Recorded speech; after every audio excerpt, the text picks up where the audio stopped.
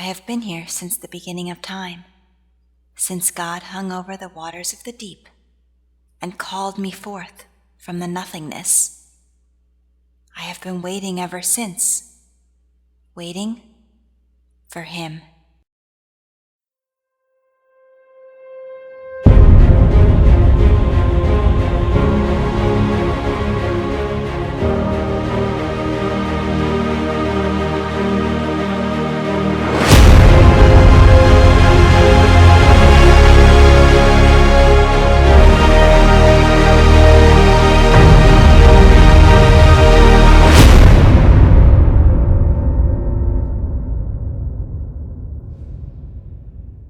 I lived a long life. For thousands of years I lay under soil and lush forest. When the earth was flooded during Noah's time, I was violently exposed to the rushing water.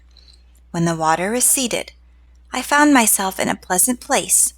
The forest grew up around me. I lived there for thousands of years. Then, one day, human hands touched me and tied ropes to me and pulled me from the ground. They used donkeys and more hands to finally bring me here. I sat and guarded an empty tomb for many weeks.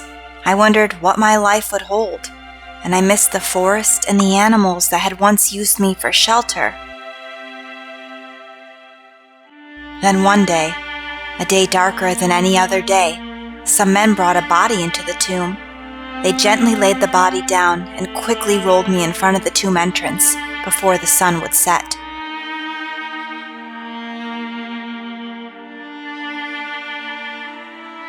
I didn't know the man they had laid in me, but I knew he was loved. I had never seen humans as sad as they were that day.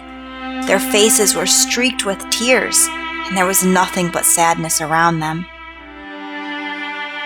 I knew the man inside the tomb was important when they put 2 guards to stand in front of me.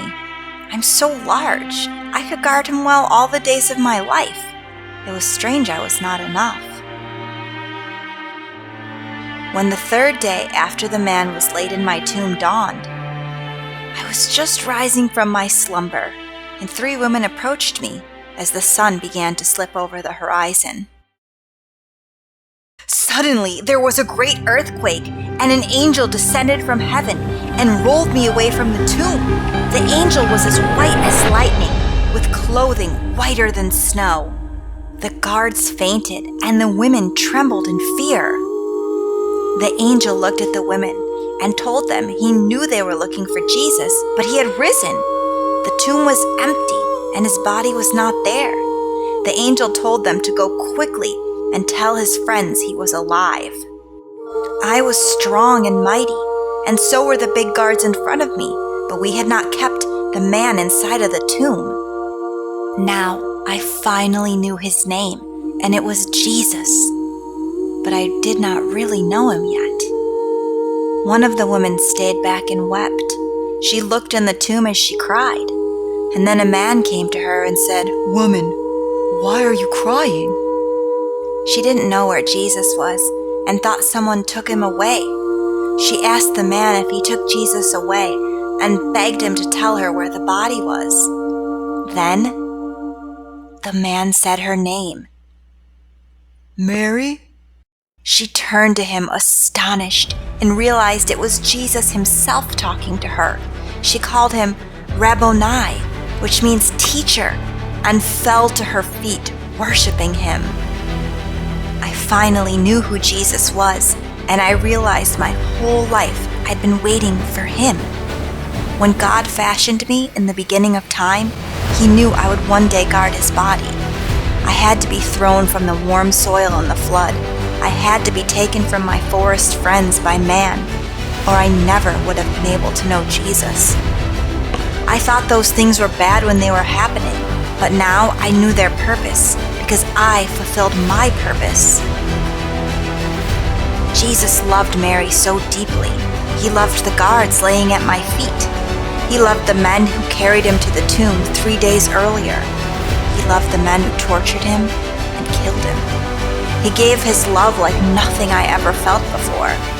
He expected nothing of those around him. But when we loved him, we wanted to give him everything. His love was so pure, and it turned my heart of stone into something beautiful, because I believed he was God, and I believed he died for my sins. Nothing in my life can compare to the day I met Jesus. I tell everyone I meet about him. Still, some don't believe. I know it's true. I lived it. I saw it. But Jesus said, "Blessed are those who have not seen and yet have believed." Which person are you?